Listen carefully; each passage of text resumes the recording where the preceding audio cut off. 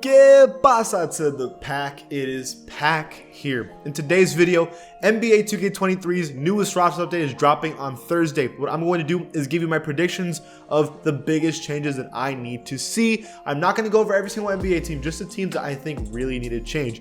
I'm doing that in today's video. If you like that kind of content when it comes to NBA 2K23, player ratings, and all that kind of stuff, please join the pack and subscribe, and let's get it, man. So, I want to start off with James Harden on the Philadelphia 76ers. He has been so underrated this year. 90 overall is a fine rating for him. I'm not going to act like he's, super underrated or anything, but he is the second best player on one of the best teams in the NBA. His points per game has gone down. That's not a question. But the only reason that's happened is because of Joel Embiid's greatness. But James Harden has been more efficient this season than he's ever been in his career, while being one of the best playmakers in basketball, while I think averaging the lowest turnovers ever. So he's being an amazing playmaker and an efficient scorer. What more could you ask from James Harden? Now, is he a 96, 97 overall like he was on the Rockets? No, he's not. But he's still, to me, like a 92. I'd even argue he should be a 93 overall. I expect a 92. James Harden deserves a 92, and the 76ers have been successful because of him. Now, for the Milwaukee Bucks, y'all need to be terrified of this team. So, the Bucks have won 14 games in a row. They are looking very strong. And this is still with Chris Middleton on minutes restriction and low-key struggling just slightly. And still, the Bucks are terrifying right now. The reason I'm going to bring that up is Jrue Holiday. Look, Jrue Holiday has been the leading scorer in the last 5 games for the Bucks, okay? He's a great playmaker. He's one of the best perimeter defenders in basketball. I have him as an 89 overall. Is that a really high rating for Jrue Holiday? It is. I'm shocked I have him this high. But he's been the second best player for the Bucks all season. He's been super respectable, and I'm happy for him because he is playing that well. Brook Lopez also deserves a super nod. I'm going to say +2 to an 85 overall. Brook Lopez's career has completely changed because of his change of play. So this season, in the last 5 games, he's been averaging 20 points per game, 60% from the field, really good rebound numbers, on 2.2 blocks per game, being probably one of the best defenders and a Defense Player of the Year candidate this season. Brook Lopez has deserved this.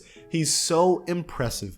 I have him as an 85 overall. I think this Bucks team has gotten a lot of upgrades, and they've deserved it all year. We're going to skip to the Los Angeles Clippers, and a lot of people are telling me that Paul George needs to be a 90 overall, and even though I think maybe that's true, let's talk about Kawhi Leonard. Kawhi Leonard in the last 5 games has been averaging 28 points per game while being an amazing defender.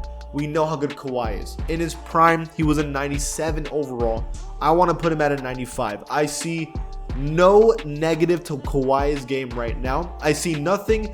I see Kawhi Leonard right now, and I still think he's as good as he was in his prime. I see no difference. I've watched him on the Spurs. I watched him in Toronto. I watched him on the Clippers. He looks the same to me. A bucket. He's been amazing. I have him as a 95 overall right now. Right now. Staying on the Clippers, I want to talk about Westbrook. Okay, so look, Westbrook has a lot of bad turnovers, and the Clippers have not won a game with him so far. But in the last 5 games that Russell Westbrook has played, he's averaged 17 points per game on an unbelievable 57% from the field. Okay, he's averaging 9 assists on 4.5 turnovers, which is a lot of turnovers. But 9 assists a game is pretty good. Look, Russell Westbrook, I think, has found a home in the Clippers, and I kind of hope that he stays here for a while because he looks like he's playing on a team that's fit more for him. Compared to the Lakers, who didn't really have enough spacing, Westbrook can pass to open shooters and can drive to the basket a lot easier. I mean, I have him at +3 to an 83 overall as the 3rd best player. I think he's earned it. I don't see anything that's making me feel like he doesn't deserve this. A quick, short one for the Atlanta Hawks. I'm going to say DeAndre Hunter. I've felt this for the last year and a half, maybe 2 years, that DeAndre Hunter was probably the 3rd to 4th best player on this team. John Collins is just too inconsistent. DeAndre Hunter is a solid defender, and DeAndre Hunter is scoring, I think, the 3rd most points on the team this year. So I have him as an 82 overall. I'd argue you could tie him with Clint Capella. I wouldn't be opposed to it. So I think he deserves that. I think he's been a bright spot on a pretty suspect season for the Hawks. For the Charlotte Hornets, it's time to talk about Gordon Hayward. I have +4 for him. In the last 5 games, he's averaging 22 points per game on 60% from the field. And that's only going to get better because LaMelo Ball has been injured for the rest of the season, which means Gordon Hayward is going to have the green light to do whatever he wants. Terry Rozier may be a more consistent scorer, but his field goal percentage is way worse than Gordon Hayward. Look, man, I mean, I know Gordon Hayward hasn't been like that dude since the Utah season of 22 points per game, and he's been injured here and there for like the past couple years, but Gordon Hayward looks good right now. I know the Hornets suck, and he's kind of just getting, easy numbers, but he is averaging 60% from the field, which is, way impressive. Like, especially when there's not a lot of options to score, and they know he's going to shoot, he's still playing that well is really impressive. I personally believe that when the Charlotte Hornets look at next season, and hopefully they get Victor Wemby, like that's what they want, they should keep Gordon Hayward with LaMelo and Victor because he could be a really good player by then. For the Utah Jazz, I have Lauri Markkanen +2. It's a pretty simple reason. The Jazz are still holding on to a playoff spot, surprisingly, even after losing Mike Conley and others. But Lauri is averaging 30 points per game right now in the last 5 games. It's impressive. It's crazy. The scoring options have shut down for this team. There's less and less people scoring, and yet Lauri Markkanen is getting doubled probably and still doing really, really good. It's really impressive for the Jazz how his turnaround for his career has been so impressive. I'm genuinely happy for Lauri. I am seeing a brand new player emerge this year, and it's been consistent, which means he's valid. I'm happy for him. For the Sacramento Kings, man, have they turned it up even more. They really want to keep this 3rd spot in the West, and it's really impressive. The major reason for their success is Domantas Sabonis. I have him as a 90 overall, the best rebounder in the NBA, one of the most efficient scorers in the NBA. He has really dominated this year. But I'm going to tie him with De'Aaron Fox, who's also a 90 overall in my opinion. In the last 5 games, he's averaging 35 points per game. If anybody stepped up after the All-Star break, it's De'Aaron Fox. He really wants to keep this 3rd spot. It's crazy because Sabonis is clearly the best player on this team, but Fox has really turned it on. It's crazy. I didn't think he could get better, but lately he has gotten better. I'm very happy for him. There's one more player on the Kings that we have to talk about, and that is Malik Monk. I gave him a +3 to an 82 overall, making him the 3rd best player on this team. He's a bucket. I'll be honest, he's only a bucket. That's honestly all he really does on this team is score.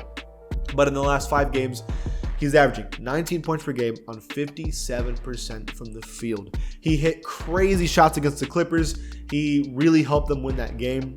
I think Malik Monk has earned it. I do think that Herder brings more to the table, and Harrison Barnes has been here for a while, but Malik Monk has just been such a bucket this year that you kind of had to put him at the 3rd best player right now. And think about the Lakers who had this player and didn't unlock the potential that the Kings did with him. It's really cool. Man, we can talk about the Knicks for a while. Quickly, I think Julius Randle, should be +1. I think just flat out, I think he's earned that to the best player on the team. Although Jalen Brunson has been fantastic, Julius Randle has been just a little better, and I think he's clearly the first option. So that's why I would have him as an 88 overall. And then I also have Emmanuel Quickley +2 as an 81 overall. Really crazy for him. So he's been the 3rd leading scorer in the last 5 games for the Knicks. He's actually been one of the better defenders on the team, which is crazy. Like seeing his physique, and you would be surprised that he's such a good defender, but he hounds people. It's been very impressive. He's been very good. And then Josh Hart, bro. A miracle pickup for the Knicks.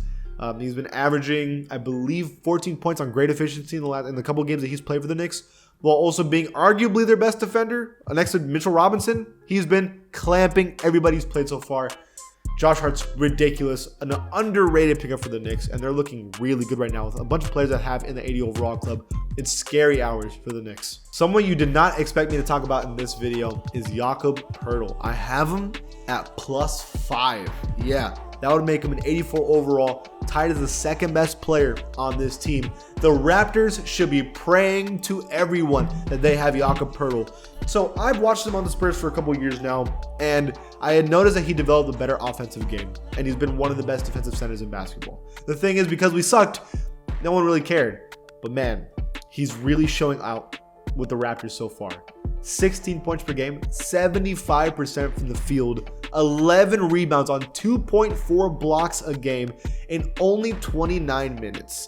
Jakob Poeltl, he's been playing better than Gary Trent Jr., OG Anunoby, and I'd even argue Scottie Barnes and Fred VanVleet in the last couple of games. It's early, but rating-wise, how his performance has been so far, He's the second best player on the Raptors. No one's ready to hear that. Even better than Scottie Barnes. He's been playing better than them. I'm assuming throughout the entire year that's not going to be the case. But as of today, as of what I've seen, he's the second best player on the Raptors, but I have him as an 84 overall, tied with them. And the final one that I'm going to discuss for a little bit is Dame +3. You know, Damian Lillard a couple years ago was a 95 overall. He was hurt. He slowed down a little bit, but this year it's changed. I feel bad for the Blazers because the Blazers have been bad, but they're holding on because of Damian Lillard's efforts. In the last 5 games, he's averaging 44 points per game.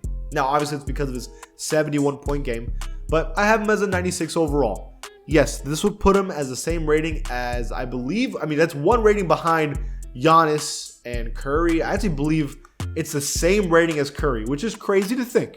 But Damian Lillard has earned it. I know that more than anything, he's mostly just a scorer, right? No doubt. But what Dame has been doing is otherworldly. And the crazy thing is they know that he's going to score most of the points, and they still just can't stop him. And he's shooting from everywhere so deep. It's insane how impressive Damian Lillard is. You got to be happy for him. It sucks because they're not a great team. And they might not even make the play-in this year. Seriously. But it's not going to be because of Dame's fault. He's brought a whole new idea and understanding of what loyalty is, and I actually think it's very commendable to stay with the team for all of your career, even if they fail to give you the roster that they need to give you. It's actually been impressive what Dave's been able to do anyways. He makes sure every season that it's not his fault, and you have to respect it so much. I have him as a 96 overall. He's proven to me that he can be the best scorer in basketball if he wants to, and if the season continues, he can continue to be the best scorer in basketball for the entire year. I want to know all your opinions about the projected roster update next video. If you like that kind of content, please join the pack and subscribe. I'll see you guys next time.